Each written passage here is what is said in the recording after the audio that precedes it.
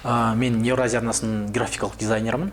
Мен модельмін, актермін, қазір блогермін, журналистпін. Қазіргі таңда Қазақстан ұлттық арнасының тапсырысымен түсіріліп жатқан «Көршінің қызы» атты телесериалда атқарушы продюсермін. Қазіргі уақытта Қазақстан ұлттық арнасы Ашық алаң ток-шоуында редактормын.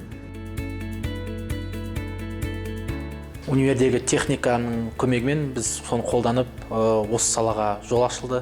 Біріншіден тәжірибе, екіншіден білім, үшіншіден жаңа орта.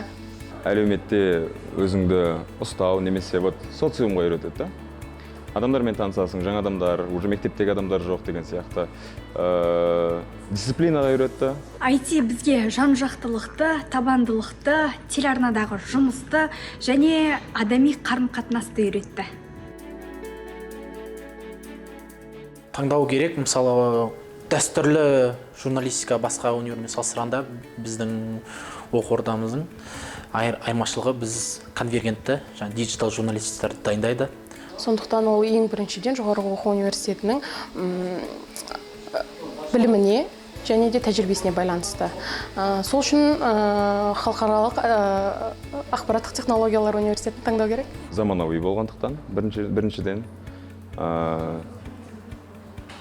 екіншіден профессионалдық тұрғыда және көп практика. IT-ға тіс. Өкінбейсің. Әлі ойланып отырсыз ба? Кел, біздің қатарға қосыл.